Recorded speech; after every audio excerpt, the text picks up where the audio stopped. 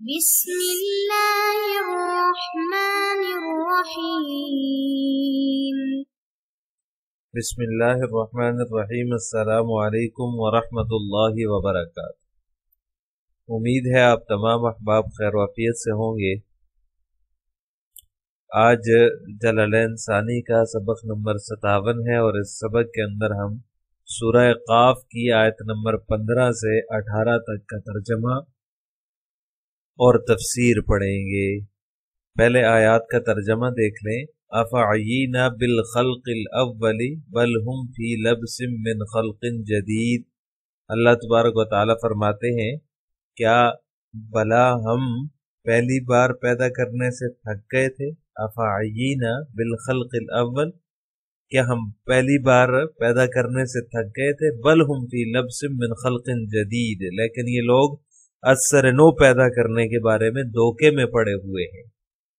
اس سے اگلی آیت ہے وَلَقَدْ خَلَقْنَا الْإِنسَانَ وَنَعْلَمُ مَا تُوَسْوِسُ بِهِ نَفْسُهُ وَنَحْنُ أَقْرَبُ إِلَيْهِ مِنْ حَبْلِ الْوَرِيدِ، اور حقیقت یہ ہے کہ ہم نے انسان کو پیدا کیا ہے اور اس کے وَنَعْلَمُ مَا تُوَسْوِسُ بِهِ نَفْسُهُ، اور اس کے دل میں جو خیالات آتے ہیں ان تک سے ہم خوب واقف ہیں۔ وَنَحْنُ أَقْرَبُ إِلَيْهِ مِنْ حَبْلِ الْوَرِيدِ، اور ہم اس کی شاہ رگ سے بھی زیادہ اس کے قریب ہیں۔ اذ يتلقى المتلقيان عن اليمين وعن الشمال قعيد، اس وقت بھی جب لکھنے والے وہ فرشتے لکھ رہے ہوتے ہیں، ایک دائیں جانب عن الیمین وعن الشمال قعید، ایک دائیں جانب اور دوسرا بائیں جانب بیٹھا ہوتا ہے۔ ما يلفظ من قول الا لديه رقیب عتید، انسان کوئی لفظ زبان سے نکال نہیں پاتا مگر اس پر ایک نگران مقرر ہوتا ہے، ہر وقت تیار۔ عتید ہر وقت تیار، یعنی لکھنے کے لیے ہر وقت تیار ہوتا ہے۔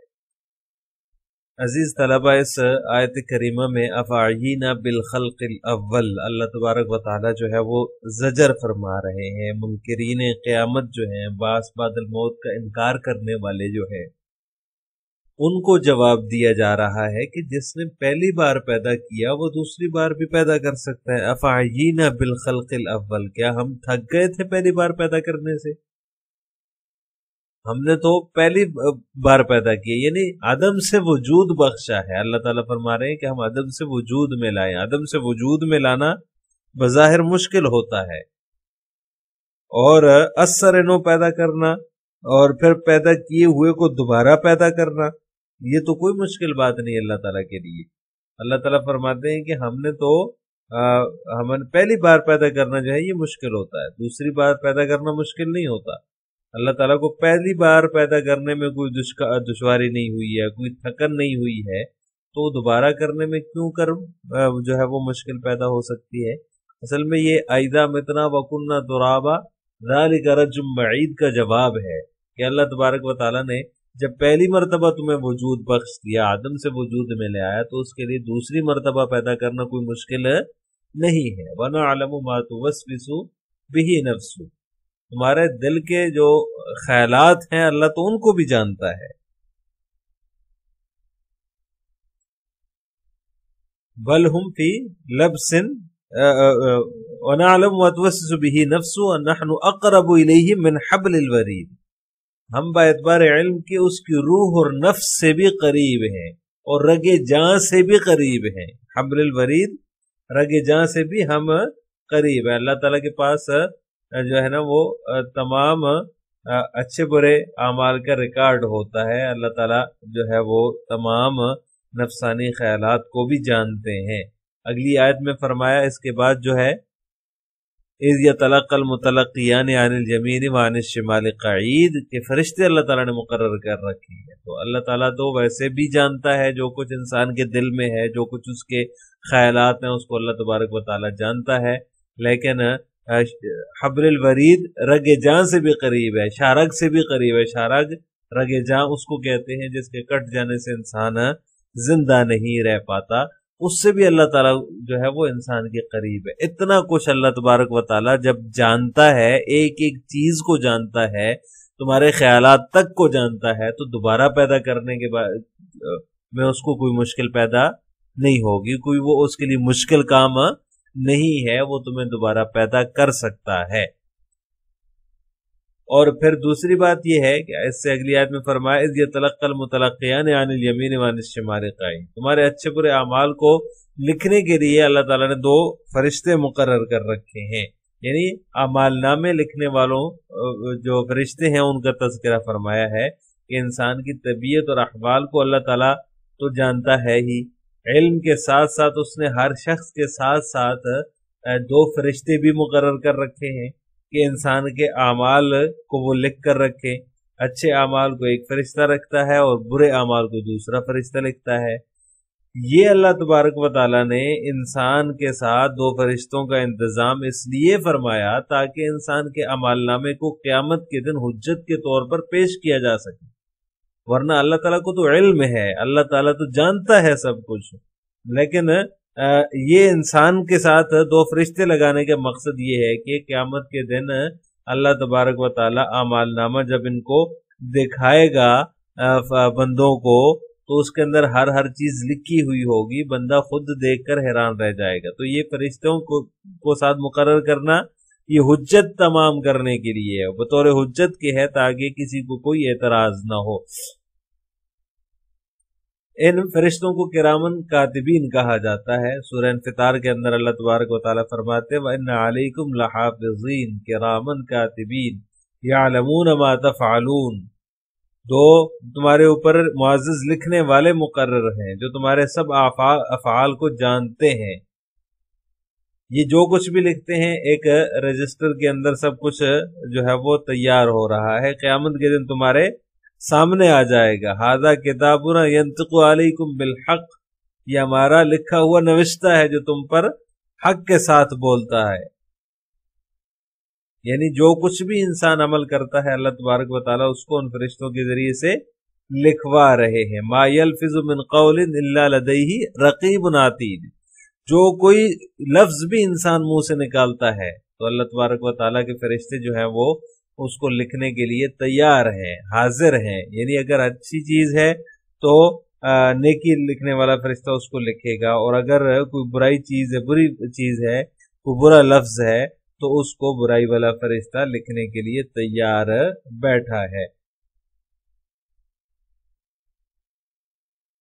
تو جو کچھ بھی انسان بولتا ہے ہر قسم کے افعال لکھے جاتے ہیں۔ حضرت ابن عباس رضی اللہ تعالیٰ عنہما سے روایت ہے کہ انسان جو کچھ بھی منہ سے نکالے جو ہے وہ اس کا ہر لفظ جو ہے وہ لکھا جاتا ہے، اور پھر جو ہے وہ ان پر ثواب اور عقاب کا دار و مدار ہوتا ہے، اور اس کے اندر جو مباحات چیزیں ہوتی ہیں وہ نہیں لکھی جاتی۔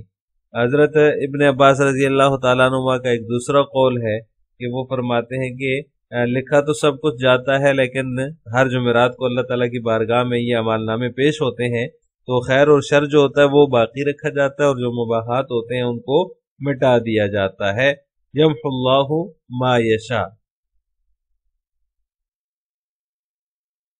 اور اس کے ساتھ ساتھ دوسری بات یہ ہے کہ یہ تو انسانوں کے اوپر فرشتے مقرر ہیں جو ان کے اچھے برے اعمال کو لکھتے ہیں، لیکن کیا جنات پر بھی فرشتے مقرر ہوتے ہیں؟ تو اس بارے میں صاحب روح المعانی رحمہ اللہ تعالیٰ فرماتے ہیں کہ کوئی بات منقول نہیں ہے، البتہ بعض علماء فرماتے ہیں کہ فرشتے مقرر ہیں ان پر بھی، اور بعض فرماتے ہیں کہ مقرر نہیں ہیں۔ دونوں قسم کے اقوال ہیں، البتہ کوئی بات اس حوالے سے منقول نہیں ہے۔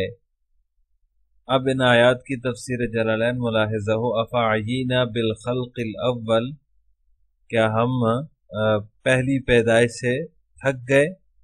ای لم نعی به فلا نعی بالاعادتی۔ مصنف رحمہ اللہ تعالیٰ نے اس کی تفسیر بیان فرما دی، یعنی کہ ہم اس سے نہیں تھکے اور دوبارہ پیدا کرنے سے بھی نہیں تھکیں گے، اس کا یہ مطلب ہے۔ بل ہم فی لبس شک من خلق جدید، وہ جو ہے وہ التباس میں پڑے ہوئے ہیں، یعنی کہ خلق جدید سے وہ التباس میں پڑے ہوئے ہیں، یعنی کہ شک میں پڑے ہوئے ہیں۔ لفظ کا معنی شک سے کیا، وَهُوَ الْبَعْثُ، اور وہ کیا ہے، ان کا شک کیا ہے کہ وہ بعث بعد الموت کے اوپر ہے، یعنی کہ باس بعد الموت کے بارے میں ان کا شک ہے کہ ہمیں کیسے دوبارہ پیدا کیا جائے گا. اذا متنا وکنا ترابا وعظاما ذالک رجع بعید، یہ تو بہت ہی جو ہے وہ بعید بات ہے، دور کی بات ہے. ہم جب مٹی ہو جائیں گے، بالکل ہی جو ہے وہ گل سڑ جائیں گے، تو ہمیں دوبارہ کیسے پیدا کیا جائے گا. یہ ان کا شک ہے خلق جدید کے بارے میں. باس بعد الموت کو وہ مستبد سمجھ رہے ہیں. وَلَقَدْ خَلَقْنَا الْإِنسَانَ وَنَعْلَمُ حَالٌ بِتَقْدِيرِ نَحْنُ. حالم بتقدیر نحنو سے مصنف رحمہ اللہ تعالیٰ یہ نعلم سے متعلق اس کی ترکیب بیان فرما رہے ہیں کہ یہ خلقنا کی جو ضمیر ہے نحنو، اس سے یہ حال بن رہا ہے ونعلم.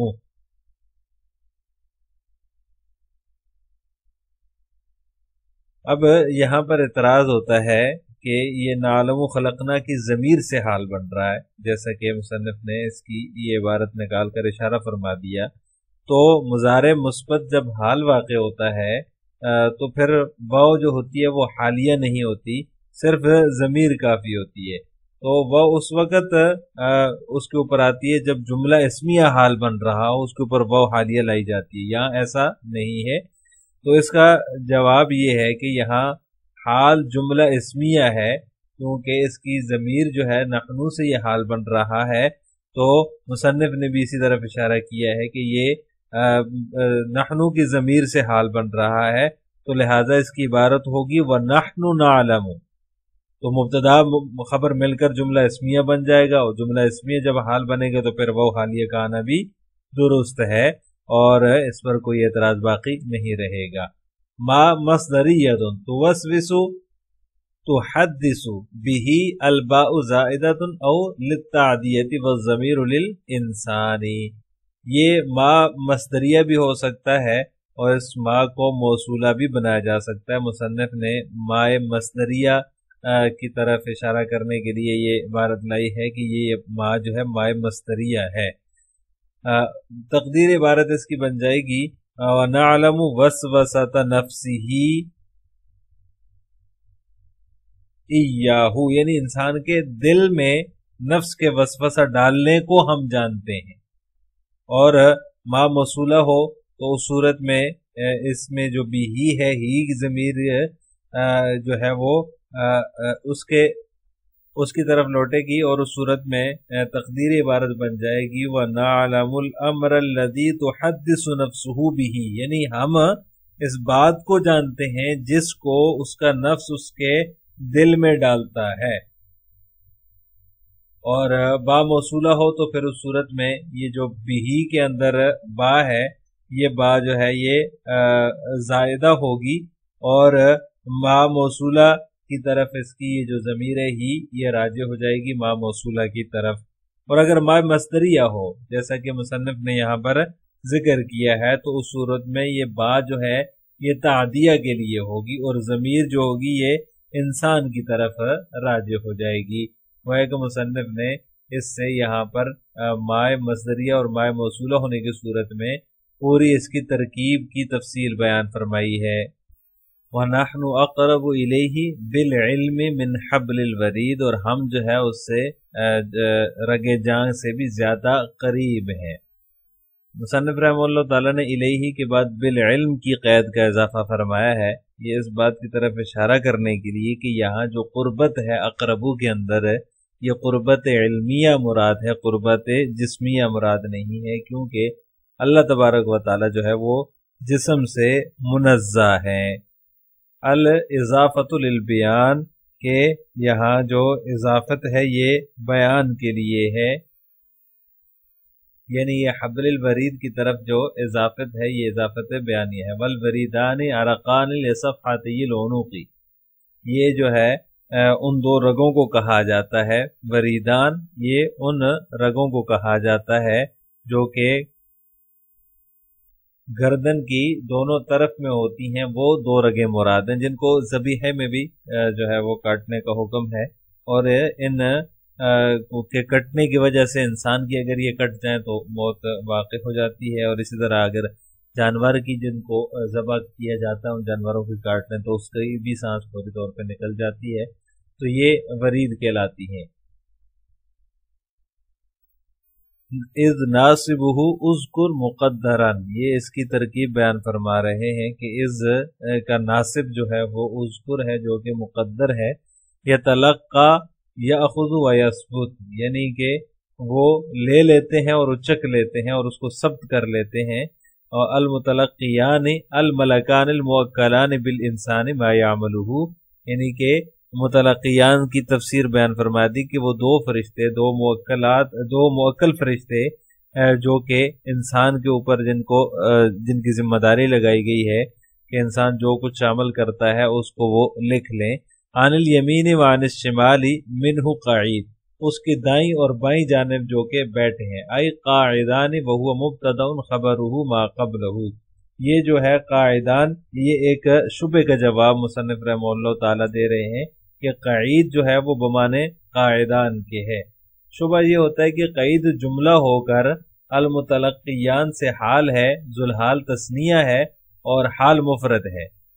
المتلقیان جو ہے وہ تثنیہ ہے جو کہ ذوالحال ہے، اور حال جو ہے قعید یہ مفرد ہے، حالانکہ دونوں میں مطابقت ہونا ضروری ہے، یہاں مطابقت نہیں پائی جا رہی، تو اس کا مصنف رحمہ اللہ تعالیٰ نے قاعدان نکال کر جواب دیا کہ قعید بر وزن فعیل ہے، اور فعیل کے وزن میں مفرد اور تثنیہ جمع سب برابر ہوتے ہیں، لہذا قعید مفرد تثنیہ کے قائم مقام ہے جو کہ قاعدان ہے۔ قعید مبتدا، اس کے مقبل میں عن الیمین جو ہے اور عن الشمال جو ہے اس کی خبر مقدم ہے، پھر جملہ ہو کر یہ المتلقیان سے حال بن رہا ہے۔ ما یلفظ من قول الا لدیہ رقیب حافظ، رقیب کا معنی بیان فرما دیا، حافظ عتید حاضر تیار۔ عتید یہ اعتاد سے ہے جس کے معنی ضرورت سے پہلے کسی چیز کے ذخیرہ کر لینے کے ہوتے ہیں، اور رقیب جو ہے یہ نگہبان، اور حافظ اس کا معنی کیا اور عتید کا معنی حاضر سے کیا، یعنی کہ جو کہ تیار ہیں اس کو لینے کے لیے، ہر وقت تیار ہیں۔ آخر میں آپ حضرات سے دو سوال ہیں۔ نمبر ایک، حبل الورید کسے کہا جاتا ہے اور اعمال لکھنے والے فرشتوں کا کیا نام ہے؟ نمبر دو، کیا اعمال لکھنے والے فرشتے ہر فعل و عمل لکھتے ہیں اور جنات پر بھی یہ مقرر ہے؟ ان دونوں سوالوں کا جواب آپ نے کمنٹ باکس میں دینا ہے۔ السلام علیکم ورحمۃ اللہ وبرکاتہ۔